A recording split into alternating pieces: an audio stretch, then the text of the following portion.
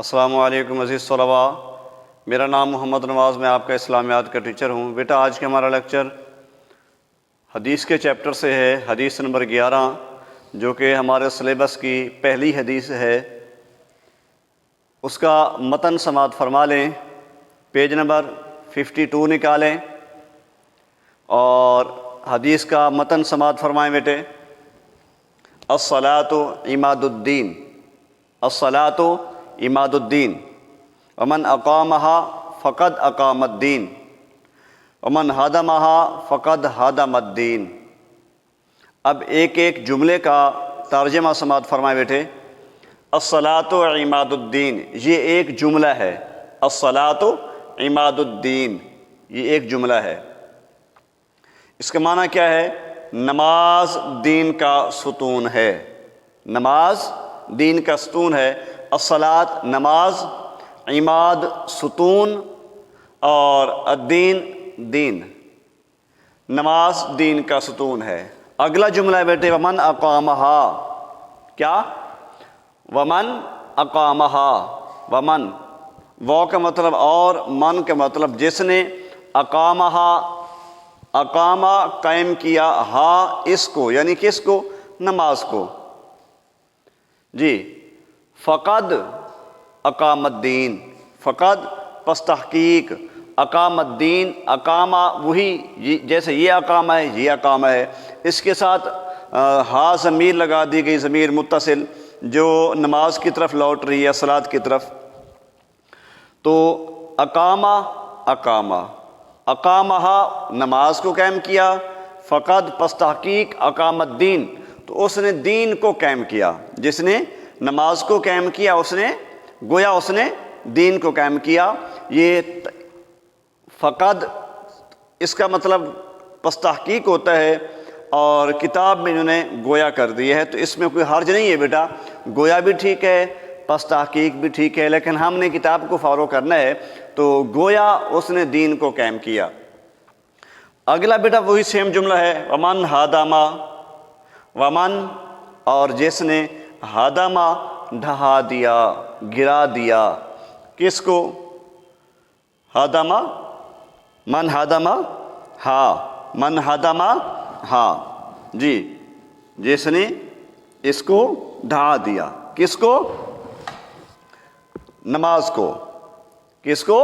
نماز کو جس نے ڈھا دیا، فقد ہدم الدین تو اس نے دین کو، گویا اس نے دین کو ڈھا دیا۔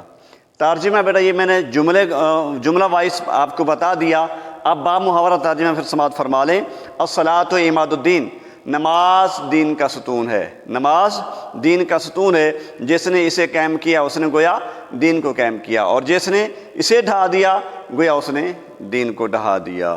الصلاۃ عماد الدین، نماز دین کا ستون ہے، ومن اقامہا فقد اقام الدین، جس نے اسے قائم کیا گویا اس نے دین کو قائم کیا، ومن ہدمہا اور جس نے اس کو ڈھا دیا، فقد ہدم الدین گویا اس نے دین کو ڈھا دیا۔ یہ پہلا جملہ جو ہے الصلاۃ عماد الدین، یہ بورڈ میں اکثر آتا ہے بیٹا کہ اس کا ترجمہ کریں الصلاۃ عماد الدین، نماز دین کا ستون ہے، یہ ہمیں یاد ہونا چاہیے بیٹا، ٹھیک ہے۔ ایم سی کیوز بھی ہے کہ دین کا ستون ہے نماز، روزہ، حج، زکوٰۃ۔ حدیث کے مطابق دین کا ستون کیا ہے؟ نماز، ٹھیک ہے بیٹا۔ تو تشریح دیکھیں، اس حدیث کا عنوان جو ہے وہ نماز کی اہمیت ہے۔ عنوان لکھیں تو بہت بہتر ہے، نہ لکھیں تو کوئی حرج نہیں ہے، لیکن ایف ڈی والے ضرور لکھیں گے بیٹا، ٹھیک ہے۔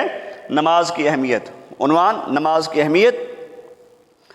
تشریح، اس حدیث میں دین کو ایک عمارت سے تشبیہ دی گئی ہے۔ اسی جملے میں بیٹا ایم سی کیوز بھی ہے کہ دین کو کس چیز سے تشبیہ دی گئی ہے؟ عمارت سے تشبیہ دی گئی ہے، جس کا ستون نماز ہے، جس کا ستون یعنی دین کی جو عمارت ہے اس کا ستون کیا ہے؟ ایم سی کیوز ہے بیٹا، دین کی عمارت کا ستون کیا ہے؟ نماز۔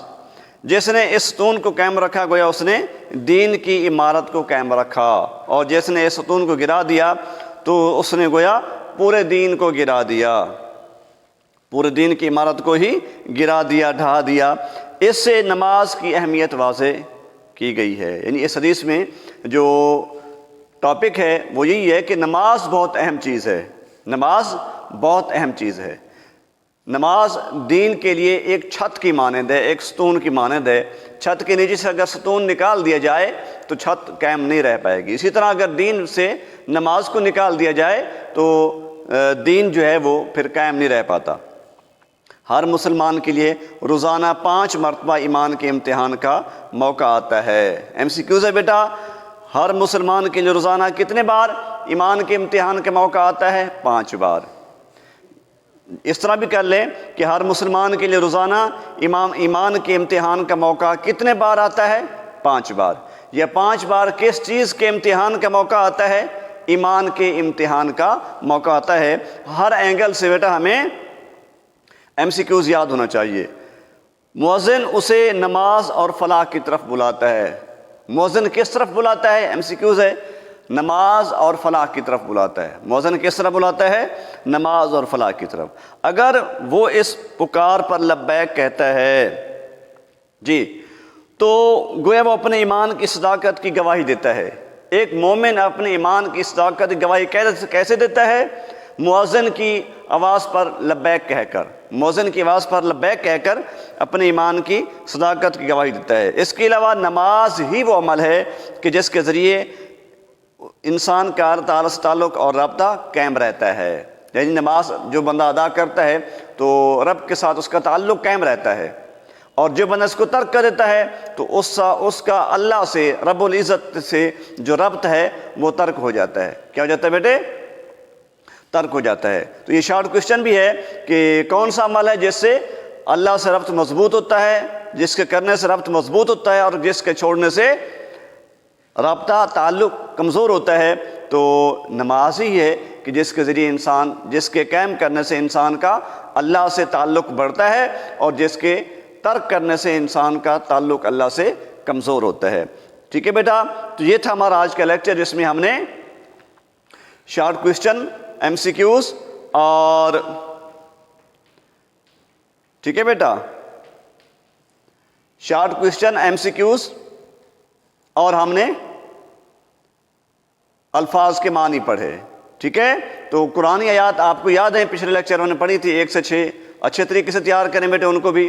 ٹھیک ہے، اور نماز کے متعلق قرآن مجید میں بارہا مرتبہ فرمایا گیا ہے اقیم الصلاۃ، اقیم الصلاۃ، اور پھر مومنوں کی صفات کے طور پر بتایا گیا، جو مومنوں کی صفات کے متعلق بتایا گیا کہ وَيُقِيمُونَ الصَّلَاةَ، کہ مومن وہ ہیں جو نماز پڑھتے ہیں۔ آپ انفال میں پڑھ چکے ہیں بیٹا پہلے آپ۔ ٹھیک ہے، تو یہ تھا ہمارا آج کا لیکچر جو اختتام پذیر ہوا۔ اس لیکچر میں اگر کوئی بات آپ کو سمجھ نہیں آئی تو میرا ٹیکسٹ میسیج کے ذریعے، کال کے ذریعے رابطہ کریں، ہم آپ کی رہنمائی کے لیے حاضر ہیں۔ اللہ ہم سب کا حامی و ناصر ہو۔ السلام علیکم۔